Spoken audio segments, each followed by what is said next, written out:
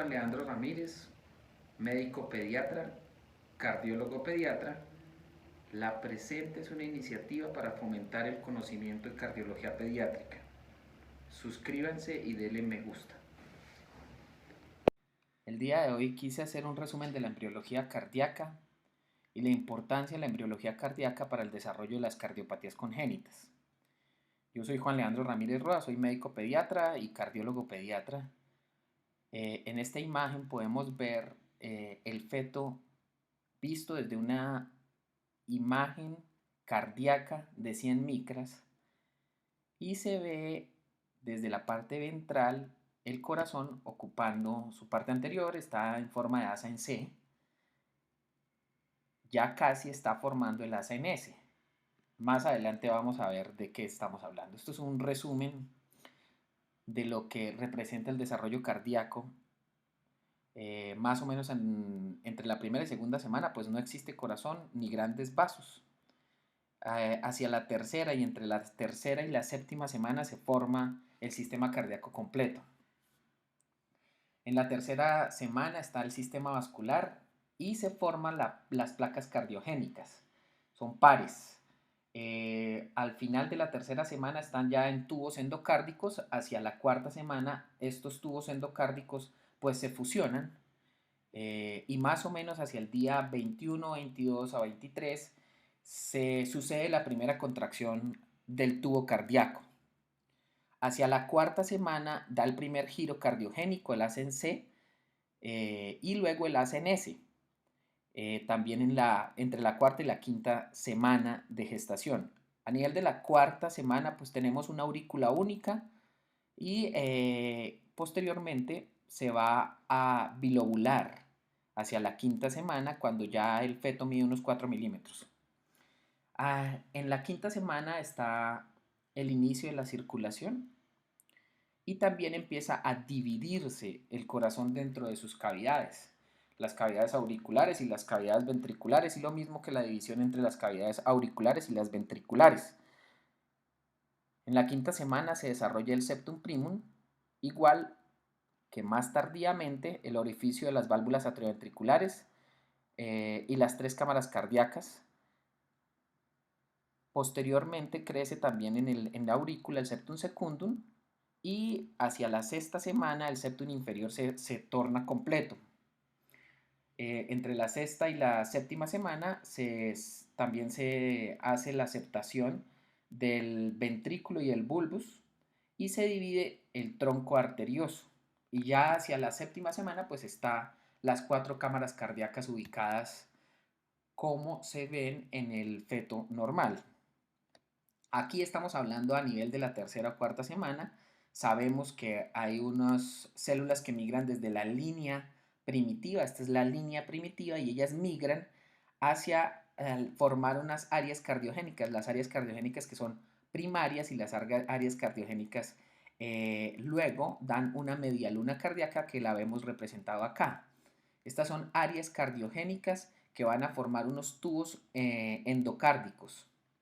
Hacia la semana 3, en el día 16, se ve en la curvatura anterior del disco embrionario, como lo vemos acá, las áreas cardiogénicas, y aquí está representado por las células del área cardiogénica. Esta es la línea primitiva de la cual migraron las células para las que vemos acá para completarse en el área cardiogénica fetal. La primera expiración cardíaca pues es un tubo lineal como lo vemos acá, este es el tubo lineal. Hay unas venas tributarias que llegan al tubo cardíaco lineal. Posteriormente, esa área cardiogénica forma un tubo cardíaco que es lineal y que está endotelizado. Lo vemos aquí. Entonces son acúmulos endocárdicos bilaterales en los tubos. Es un tubo cardíaco. Y los acúmulos endocárdicos bilaterales se representan de forma azul acá. Posteriormente, ese celema embrionario y ese tubo endocárdico con los acúmulos celulares, que no se ve muy claro, pero están acá, los acúmulos celulares van migrando para formar un tubo, que es el tubo endocárdico. Estos son los tubos endocárdicos que lo vemos, son dos. Posteriormente los tubos endocárdicos se juntan y forman un tubo endocárdico que posteriormente fusiona los dos tubos endocárdicos izquierdo y derecho para formar un solo tubo endocárdico, representando que en la parte interior está el tubo endocárdico y en la parte externa está el epicardio, representado dentro del tubo endocárdico. Esto es una magnificación del tubo endocárdico en el cual vemos que se origina lo que acabamos de ver, que se denomina como plegamiento en media luna cardíaca para convertirse en un tubo, y es que las hembras endoteliales, las hebras endoteliales, se van juntando en el borde, para formar un tubo endocárdico y posteriormente se fusiona esos dos tubos endocárdicos izquierdo y derecho para formar un solo tubo endocárdico. Acá lo vemos en otra representación embriológica eh, muy esquemática, en la cual vamos viendo cómo se va formando el tubo endocárdico por las diferentes partes, plegándose, hasta formar un tubo endocárdico único que está representado en esta figura como la F. Hacia la semana cuarta, pues ya vimos que el corazón es un tubo en el cual hay varias partes. Está el cono o bulbo, en el cual se representan los primordios de los tractos de salida de los ventrículos, los primordios de los tractos de salida de los ventrículos, que están arriba. Luego el tracto de entrada primitivo, los tractos de entradas primitivos, los atrios primitivos, que obviamente están más inferiormente, y la región trabeculada del ventrículo derecho y la región trabeculada del ventrículo izquierdo. Luego vienen tres etapas, en las cuales hay torsión y plegamiento cardíaco. Entonces, estas tres etapas se denominan asa en C, asa en S y etapa de asa avanzada. Entonces, la primera es la etapa en C, asa en C. ¿Qué es lo normal? Que exista un asa en el D asa y no el L asa. Cuando el corazón gira hacia la derecha, es lo normal. Entonces termina en la posición normal de los ventrículos. Pero si hay giros hacia L asa, hay una inversión ventricular y entonces habría trastornos como los isomerismos. El asa en S pues ya es posteriormente y da el origen al seno venoso. Al seno venoso, los senos venosos pueden estar representados tanto sistémicos como pulmonares, pero el asa en S da origen a todo el seno venoso.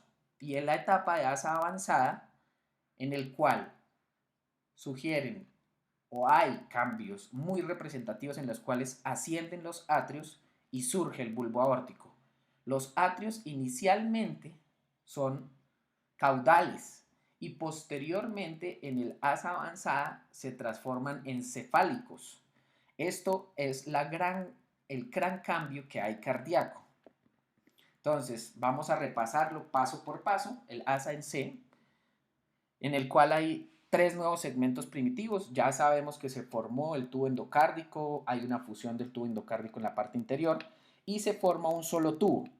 Pero el asa en C es el giro hacia la derecha.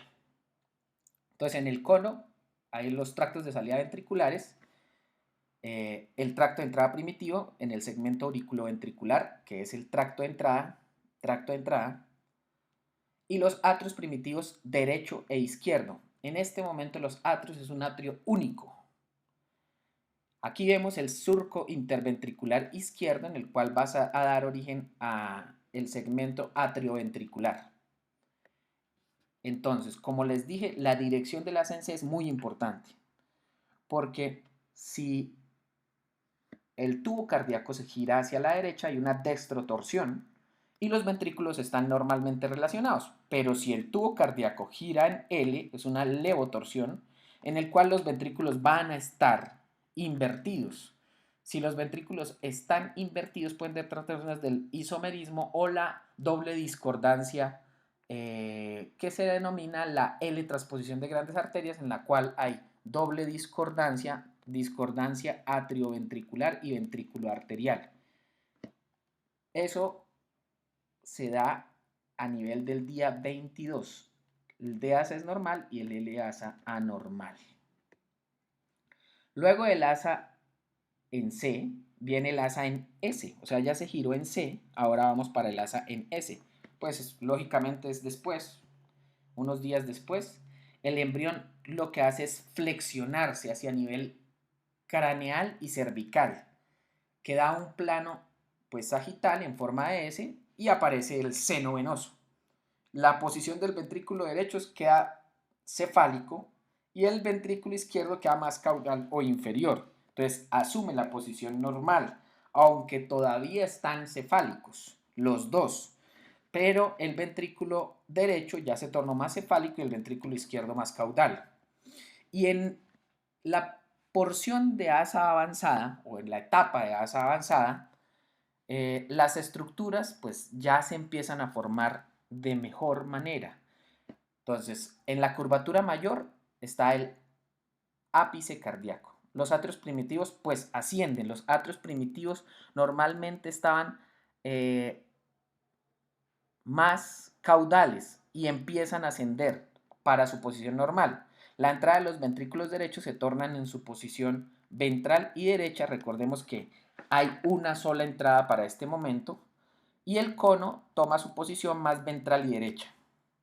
En el asa avanzada, entonces tenemos el tubo endocárdico gira en C y posteriormente, miren cómo tenemos el bulbo, los ventrículos, los atrios más caudales y el seno venoso más inferior. Posteriormente en el asa en C, lo que hace es que el bulbo se empieza a girar y los ventrículos empiezan a asumir una posición derecha más anterior y izquierda más caudal. Posteriormente en el asa en S, lo que hace es girar de nuevo y se tornan los atrios en posición más cefálica y los ventrículos en posición más caudal. Asa avanzada. La aceptación atrial ocurre lo mismo que en la orientación cardíaca. Tiene que ser secuencial.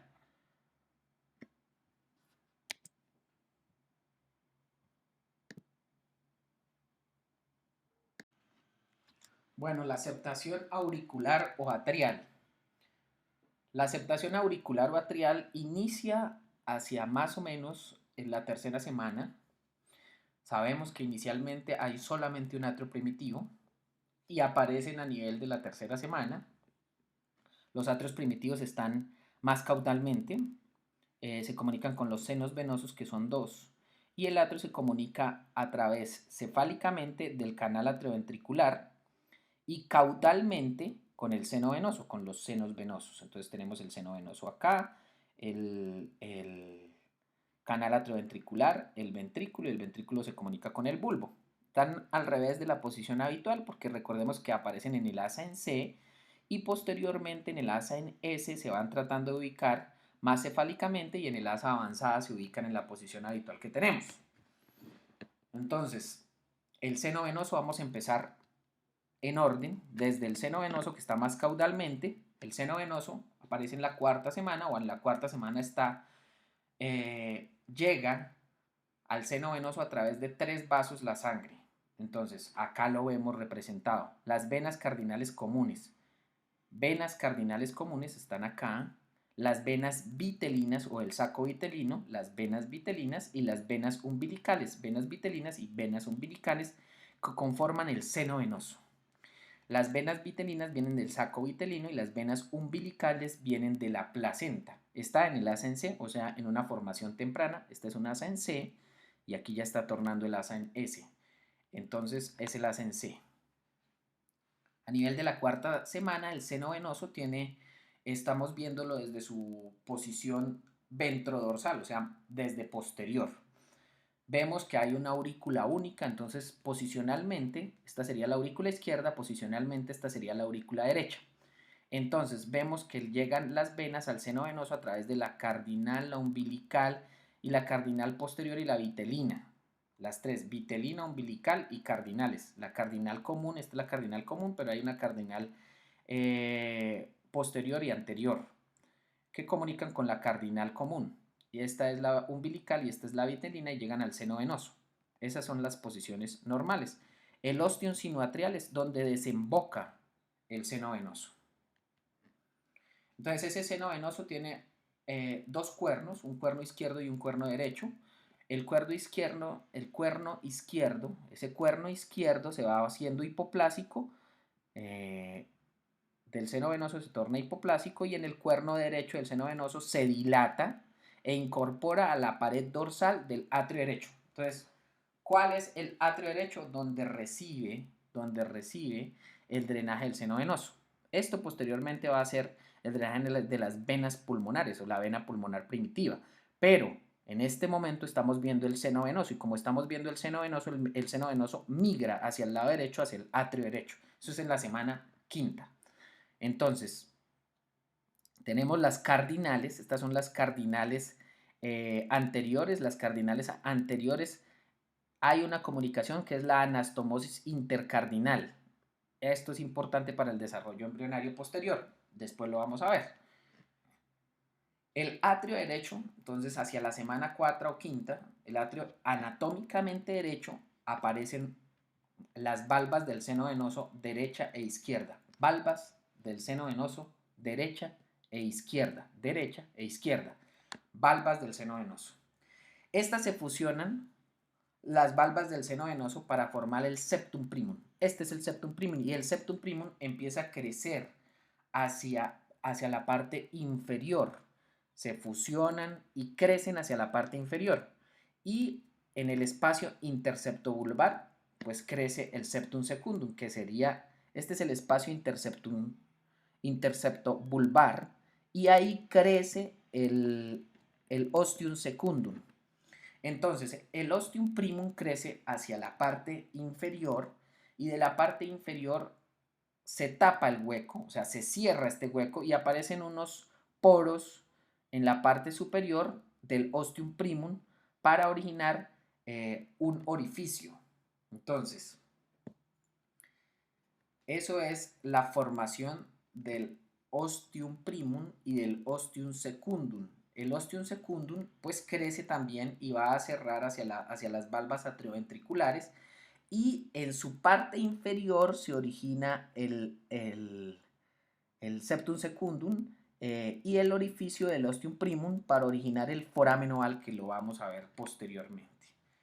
Hacia la semana quinta, como ya lo vimos, la vena pulmonar primitiva del asa avanzada forma una evaginación posterior y superior en el atrio izquierdo. Entonces, esta es la vena pulmonar primitiva. Sabemos que el seno venoso en sus cuernos derecho e izquierdo, el izquierdo se tornó más hipoplásico, pero esta vena pulmonar primitiva en el asa avanzada forma una evaginación. Esa evaginación posterior es lo que va a dar posterior y superior a la aurícula izquierda. Entonces, se origina una conexión venosa, ojo pues, conexión venosa entre las venas cardinales posteriores, y esto es un sistema venoso que posteriormente ese plejo venoso pulmonar pierde sus conexiones y queda como la visión de cangrejo, en la posición de cangrejo, en una incorporación en la pared dorsal de la aurícula izquierda en las venas pulmonares. Esta es la visión en cangrejo que vemos en ecocardiografía en un eje que sea desde el cuello. Lo vemos aquí, colocamos el transductor y vemos la imagen del cangrejo con las 4 venas pulmonares. Esto es como queda. Entonces quedan las 4 venas pulmonares en la aurícula izquierda, la vena cava superior, la vena cava inferior, el seno conorario y esta es la vena innominada, que era la comunicación entre las dos cardinales. ¿Se acuerdan que les mencioné que era importante? Exacto. Esto es una microfotografía de la incorporación venosa del lado derecho, en la cual vemos la vena cava superior, la vena cava inferior. Entonces ya sabemos que si se incorpora la vena cava superior y la vena cava inferior, muy posiblemente se trate de un atrio que es derecho.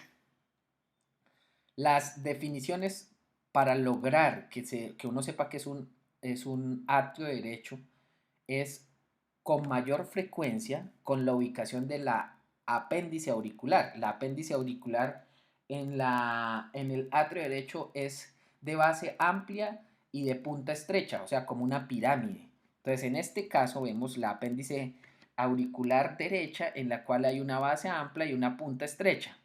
Pero uno también lo puede inferir en un gran porcentaje sabiendo que desemboca tanto la vena cava superior como la vena cava inferior. Esto se correlaciona hasta en un 95% de los casos. Entonces, esta es la incorporación de venosa del lado derecho normal. Esto es lado derecho. Y esto es las venas pulmonares que serían el atrio izquierdo. Atrio izquierdo. En el atrio izquierdo se denomina atrio izquierdo por su característica anatómica de la auriculilla. La auriculilla del lado izquierdo es como la de un dedo meñique, es alargada. Vamos a ver detalle con detalle la aceptación auricular. En la cuarta semana crece el septum primum. Tenemos el septum primus que ya sabemos que son repliegues del seno venoso que van creciendo hacia la parte inferior. Pero también hay los cojines del canal atrioventricular dan dos cojines, uno ventrosuperior y un cojín dorso-inferior, que también se unen para formar parte de la septación auriculoventricular. Entonces el septum primum crece hacia inferior, posteriormente crece el septum secundum,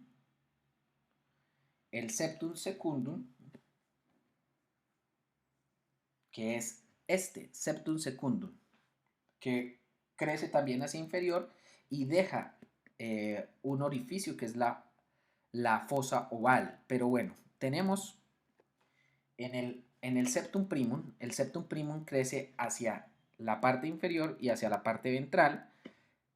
Posteriormente, ese ostium, o sea, este orificio de abajo, ostium primum, se cierra y se forma un foramen secundum que queda, como les dije, son unas células apoptósicas que se tornan en la parte superior abiertas.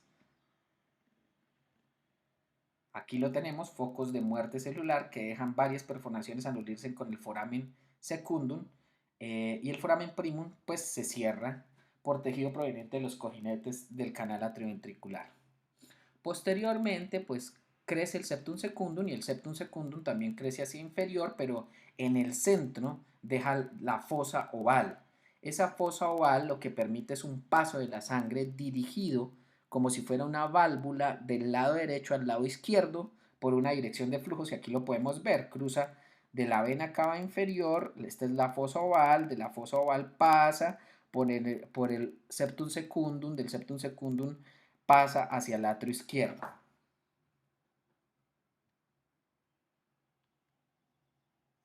Hacia la semana 8 tenemos una septación completa. Este es el septum primum y este es el septum secundum.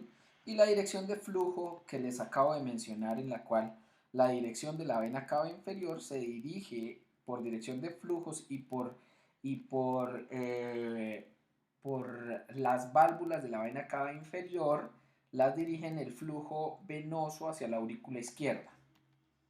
El foramen oval pues tiene una función valvular.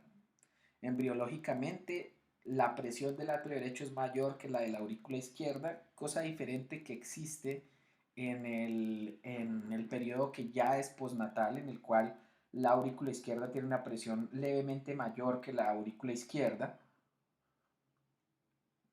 La sangre que viene de la vena cava inferior se direcciona hacia el foramen oval.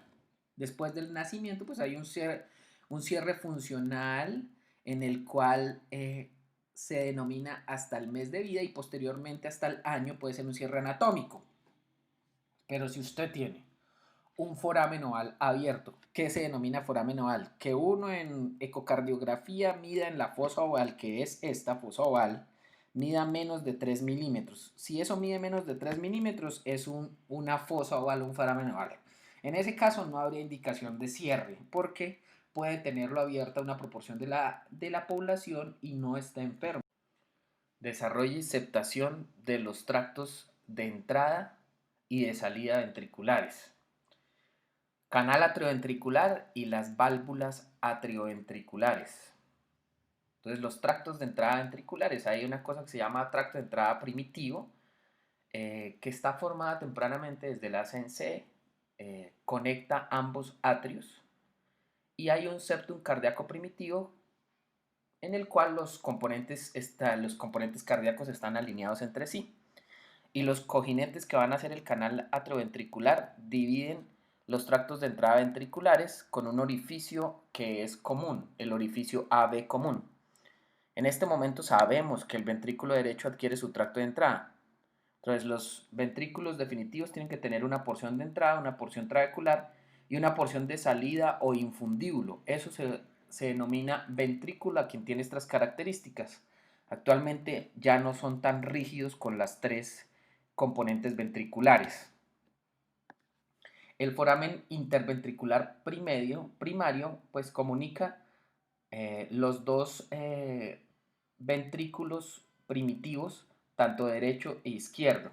Entonces tenemos el foramen interventricular primario que está acá, comunica los dos ventrículos primitivos, recordando que inicialmente era una sola cavidad. Entonces hay un cojín ventrosuperior que es este y un cojín dorso inferior que es este, además de otros dos componentes que ya les vamos a mencionar. Estos empiezan a crecer hacia parte medial para tratar de septar y de formar el cojinete del canal atrioventricular. Esta es una vista de 4 cámaras, una vista apical y una vista lateral.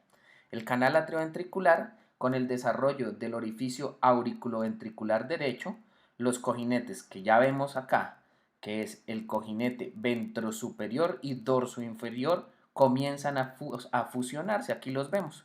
El cojín ventrosuperior hacia medial, el cojín dorso inferior hacia medial, y los dos se fusionan.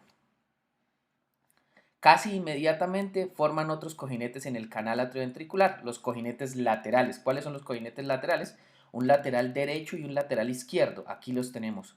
Cojinete lateral derecho y cojinete lateral izquierdo, que también van a crecer hacia medial. Y tenemos los cojines dorso inferior y dorso superior, que también están hacia medial. La aceptación del tracto de entrada ventricular, entonces ya tenemos la formación del cojín dorso inferior y dorso superior y tratando de funcionarse hacia central. Tenemos el foramen interventricular primario. El cojín dorso inferior, este cojín dorso inferior es el único que se curva para tratar de unir con el septo interventricular que es este y cerrar el foramen interventricular primario. Entre ellas está el septum atrioventricular. Y aquí tenemos los cojinetes terminan su fusión, se pierden sus límites, dividen el canal atrioventricular en un orificio derecho, que se formará la válvula tricúspide, y un orificio izquierdo que desarrollará la válvula mitral. Entonces aquí teníamos el foramen que ya está cerrado. Este queda el ostium aórtico para la salida de la raíz aórtica, por eso está lateralizado. Este es el cojín dorso inferior que se lateralizó y se unió con el septo interventricular.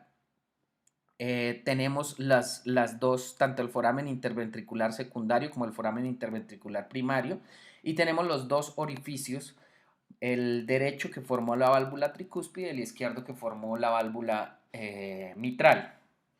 Entonces las válvulas atrioventriculares tienen tres orígenes diferentes embriológicos. El anillo fibroso viene del surco atrioventricular, las valvas o velos valvulares viene de los cojinetes endocárdicos del canal AB, y las cuerdas tendinosas o sus cuerdas tendinosas y los músculos papilares se forman a partir de los ventrículos por delaminación miocárdica.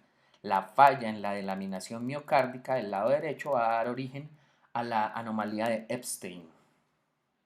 Las valvas atrioventriculares, entonces sabemos que la válvula tricúspide tiene tres valvas, anterior, septal o media, y la posterior y la mitral tiene dos grandes válvulas, que es la aórtica o anterior y la mural o posterior. Eso ya lo sabíamos. El ventrículo primitivo derecho y el ventrículo primitivo izquierdo se diferencian por varias cosas. El ventrículo primitivo derecho es cefálico, mientras que el izquierdo es caudal. Ambos están separados por surcos interventriculares, tanto uno derecho y izquierdo, y la posición correcta se adquiere en el asa, en la formación de asa, luego del asa en C, asa en S. El inicio, el ventrículo derecho pues carece de entrada y el izquierdo pues carece de salida. Esto es muy importante. El ventrículo derecho primitivo carece de entrada, el ventrículo primitivo izquierdo carece de salida. Cada región apical trabeculada tiene su propio primordio. Entonces, solo existe un tracto de entrada primitivo para ambas cámaras. Entonces, el tracto de entrada primitiva para ambas cámaras es el izquierdo. Y solo existe un tracto de salida para ambas cámaras que proviene del cono. Y ese tracto de salida es del ventrículo derecho inicialmente. Más o menos hacia los 30 días se forma el septo interventricular primitivo. Este es el septo interventricular primitivo que se va a desplazar hacia superior y va a fusionarse con el cojín dorso inferior que se lateralizó. Este es el foramen interventricular primario y este es el foramen interventricular secundario que posteriormente será cerrado.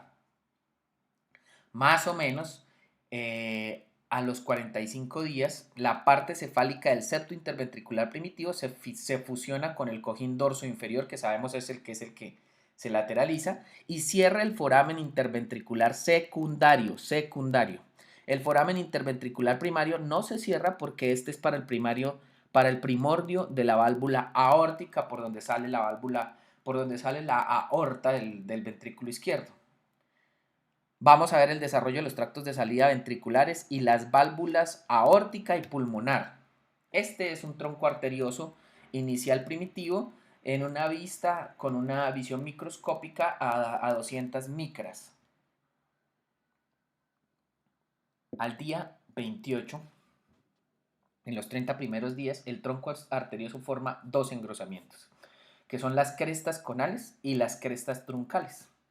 Las dos crestas conales son la dextrodorsal y la siniestroventral. Ambos conos emergen del ventrículo derecho, eso ya la sabíamos. Y las dos crestas truncales. Poco más tarde se establece una continuidad entre las crestas conales y las crestas truncales. Entonces el tabique va en espiral. Recordemos que hay una porción izquierda y derecha de la porción truncal e izquierda y derecha de la siniestro ventral.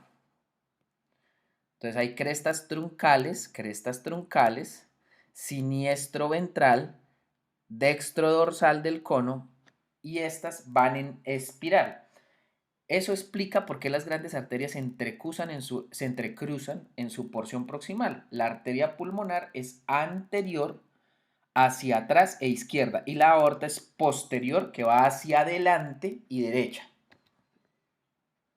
Simultáneamente, el conotronco comienza a ser incorporado en los ventrículos, se comienza a incorporar en los ventrículos y crece el septum aórtico y pulmonar que va a dividir a las dos grandes arterias. Cuando el cono en la totalidad y el trunco parcialmente son incorporados a la masa ventricular, recordemos que aquí ya está la masa ventricular, forma la porción de salida o los infundíbulos tanto aórtico como proximal. Primero, el cono anterolateral y la porción izquierda del tronco que forman el infundíbulo del ventrículo derecho. Y aquí lo tenemos, el infundíbulo del ventrículo derecho. Y el cono posteromedial y la porción derecha, no la porción izquierda, del truncus, forman el infundíbulo del ventrículo izquierdo. Y aquí lo tenemos. Esas son las dos diferencias. Hay en el tercer estadio, el complejo septal está formado por un septo aórtico pulmonar, un septo truncal y un septo conal. Ese giro de 180 grados es el responsable del entrecruzamiento. Y aquí lo tenemos, un septum conal, un septum truncal que va por detrás y que diferencia el septum aórtico pulmonar. Esta, conal y truncal. Aquí vemos el entrecruzamiento de las dos grandes arterias en una foto a 100 micras. Entonces tenemos las secciones transversales del cono y arterial a nivel de las válvulas semilunares que tenemos acá en el desarrollo. Entonces hay una protuberancia del tronco derecho, una protuberancia del tronco menor y que posteriormente al fusionarse en el septo va a formar la aorta y la pulmonar. Estas son las secciones longitudinales de las válvulas semilunares que se delaminan en el desarrollo, formando unas proyecciones internas que va a dar origen a las válvulas semilunares. Y aquí lo tenemos una microfotografía en donde va a formarse el seno para las dos coronarias. Segmento arterial y venoso. Entonces, sabemos que en el periodo embrionario hay 6 arcos aórticos. 6 arcos aórticos izquierdos y 6 arcos aórticos derechos. Estos crecen o se originan de manera cefálico a caudal. Acá vemos una foto a 100 micras de los arcos aórticos. Se ven claramente los arcos aórticos, aunque no son como uno los espera. Y aquí vemos una representación esquemática de los 6 arcos aórticos. Entonces crecen de cefálico a caudal y se forman 6 pares. Los arcos aórticos van a involucionar dando origen a estructuras anatómicas extraembrionarias que se pueden delimitar así. El arco aórtico primero formará la arteria maxilar, el 2 involucionará y da una pequeña porción izquierda para formar las arterias hioideas y estapedias. El 3 da origen a las arterias carótidas comunes y la porción proximal de la carótida interna y carótidas externas. El 4, muy importante, en el lado izquierdo persiste conectado a la arteria ventral con la dorsal, formando el arco aórtico. En la derecha, la porción proximal a la arteria subclavia derecha. El 5 es rudimentaria y no desarrolla vasos conocidos. Y el 6 da la porción proximal que desarrolla las arterias pulmonares derecha e izquierda. La porción distal del izquierdo desarrolla el ductus arterioso. De manera que es importante el 4 arco aórtico que va a dar la aorta propiamente dicha y el 6 arco aórtico que da las ramas pulmonares y el ductus. Entonces aquí lo tenemos. Esta es la representación esquemática embrionaria de los arcos aórticos y las posibilidades tanto para anillos vasculares como para anomalías del arco aórtico. En ellas tenemos de derecha a izquierda, acá tenemos la involución, este es el vaso normal, esta es la aorta, esto es una aorta izquierda, y la aorta derecha involuciona, pero miren la característica que deja el tronco brachiocefálico dando la carótida y la subclavia. Entonces, involuciona, pero deja estos dos vasos de la arteria aórtica derecha. En otro caso, esta se llama arteria subclavia derecha aberrante. ¿Por qué es derecha aberrante? El arco aórtico izquierdo se origina normalmente. La carótida es normal, pero la subclavia representaría el arco aórtico izquierdo y es aberrante porque se va a unir después de la arteria subclavia izquierda. Entonces se va a unir acá y entonces sería la arteria carótida derecha subclavia, la arteria subclavia derecha aberrante, dando origen a la subclavia derecha aberrante y que uno lo puede ver en ecocardiografía.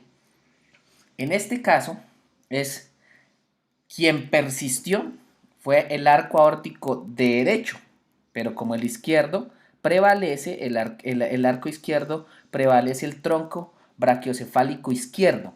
El tronco brachiocefálico izquierdo compuesto por esta que es la carótida izquierda y la subclavia izquierda. Y en este caso, con un arco aórtico derecho, hay esta arteria subclavia izquierda aberrante que se irá a unir después y formará un anillo vascular. Este caso es caso de un anillo vascular en el cual la arteria subclavia izquierda, porque tiene que ser izquierda, en un arco aórtico derecho que da origen a un anillo vascular. Los anillos vasculares incompletos no existen, hay anillos vasculares completos o no existe. Y esta es la persistencia de los dos arcos aórticos, tanto izquierdo como derecho.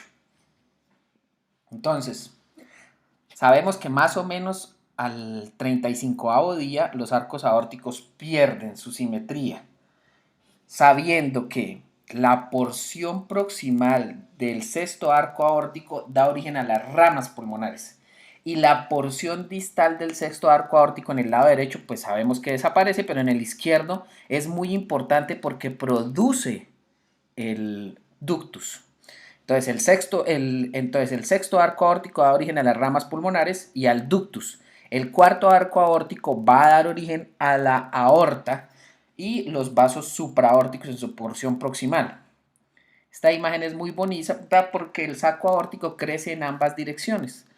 El derecho forma el tronco brachiocefálico, que es lo que yo les mencioné, en el que pertenece al lado derecho, y el izquierdo la porción del arco aórtico izquierdo. De manera que tenemos que desaparece la porción de la aorta dorsal derecha. Acá está, esta desaparece. ¿Y de él qué queda? El tronco brachiocefálico dando la carótida común y la subclavia.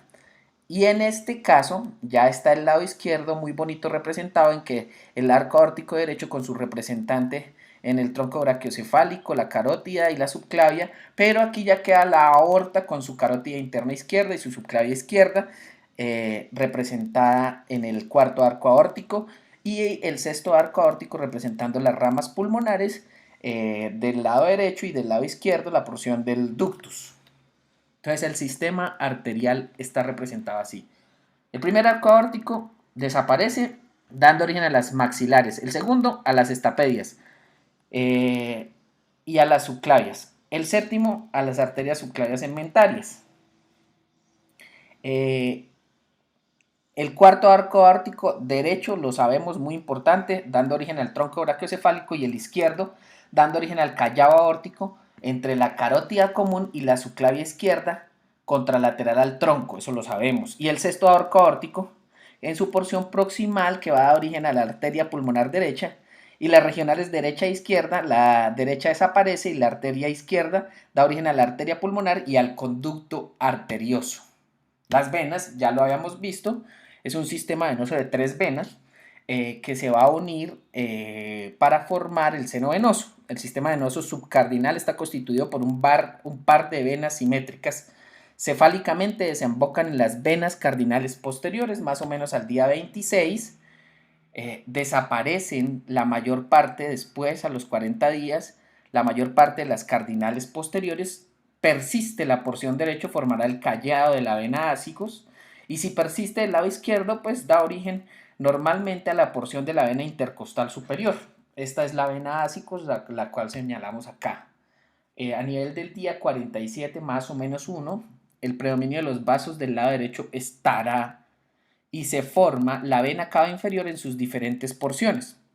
Los segmentos de la vena cava inferior están divididos así: un suprahepático, que es el sistema venoso vitelino, y un intrahepático, que es la anastomosis de la vena subcardinal derecha y el canal hepatocardíaco derecho. Entonces, la anastomosis de la vena subcardinal derecha y el canal hepatocardíaco derecho, dando origen a la porción intrahepática, y el otro es al conducto venoso. Vamos a ver el sistema de conducción. El nodo sinusal se compone de células especializadas del sistema de conducción que proceden de células miocárdicas precursoras. En su etapa temprana, el miocardio del tracto de entrada adquiere una actividad autónoma, o sea, autónoma quiere decir que se puede a él mismo estimular, y desarrolla la función de marcapasos expresando unos genes, es el gen TBX18. El marcapaso del corazón al comienzo se origina en su porción caudal del tubo cardíaco izquierdo, y lo sabemos porque inicialmente cuando es un tubo cardíaco y no se ha hecho ni la curvatura en C ni en S, pues está más caudal. Más adelante la función es asumida por el seno venoso al incorporarse al atrio derecho. Se encuentra cerca de las embocaduras de la vena cava superior. Se forma el nodo sinoauricular, que es donde normalmente está. Este nodo auriculoventricular y el haz de His, que están más abajo, tiene dos orígenes. Uno, el de las células de la pared izquierda del seno venoso, y dos, en las células del canal auriculoventricular. el nodo AB y las fibras de Purkinje expresan un factor de transcripción o varios factores de transcripción que son el NKX2 al 5 y el TBX5 y el gen GATA4. Una vez que todo se incorpora al que el seno auricular, que el seno sinusal se incorpora al atrio derecho, las células adoptan su posición definitiva en la base del tabique interauricular y las ramas de His-Purkinje se desarrollan a partir del componente de trabecular ventricular, se derivan de los miocitos cardíacos y se va formando en forma estrecha con los vasos coronarios, responden a la señalización de las endotelinas, hace que se diferencien en fibras de Purkinje. Este tejido especializado de conducción a nivel del anillo auriculoventricular, pues los fibroblastos derivados del epicardio van invadiendo ese surco auriculoventricular, o sea, se meten dentro. Se forma un anillo fibroso que aísla eléctricamente las aurículas de los ventrículos de una manera en el que el único paso de los atrios a los ventrículos es a través de ese anillo auriculoventricular y queda restringida la conducción lenta únicamente a la región del nodo, porque el nodo auriculoventricular su función es retrasar la conducción. ¿Cuáles son los genes de activación secuencial? El NKX2 al 5, que es el gen principal de desarrollo cardíaco. El PITX2, que da la formación de asa cardíaca, ya lo sabemos. El TBX5, que da el tabicamiento cardíaco. El HANT1 y el HANT2, que da la diferenciación ventricular. Las proteínas WNT de la tercera a la octava en el tubo neural, que inhiben el desarrollo cardíaco. Y los inhibidores de los inhibidores, que es el CRESEM y el Cerberus. Estos son la activación de genes para la formación cardíaco y su formación secuencial. Ya terminamos la genética, gracias a Dios. Previo al nacimiento, para el flujo sanguíneo, sabemos que el 50% del flujo va al hígado y el 50% lo sortea por el ductus venoso, conducto venoso. Entonces, 50% de lo que viene por la vena se va para el hígado y 50% se va por el conducto venoso. Llega a través de la vena cava inferior, por dirección de flujos.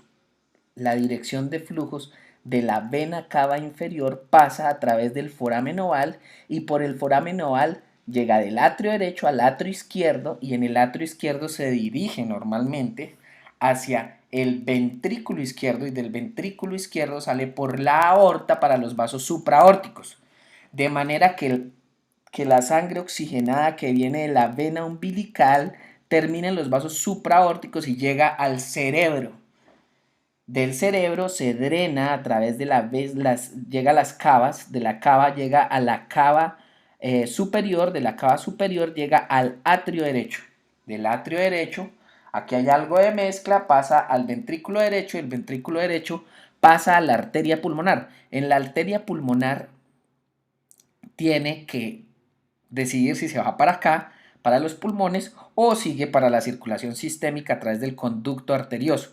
Pero recordemos que el pulmón está ocupado por líquido, luego la resistencia vascular del pulmón está aumentada, entonces la menor resistencia es a través del conducto y llega hacia la circulación sistémica, de manera que no es sangre oxigenada la que va a la circulación sistémica. Esto es lo mismo que acabamos de mencionar, explicado en que nunca se mezcla la sangre y por dirección de flujos, siempre la sangre oxigenada que llega de la vena umbilical va hacia el lado del cerebro y la menos oxigenada que retorna del cerebro va a la circulación sistémica. Esta es la formación del corazón en el embrión y cuando empieza a latir, que ya lo vimos paso a paso. La bibliografía utilizada, recuerden suscribirse y darle like al video.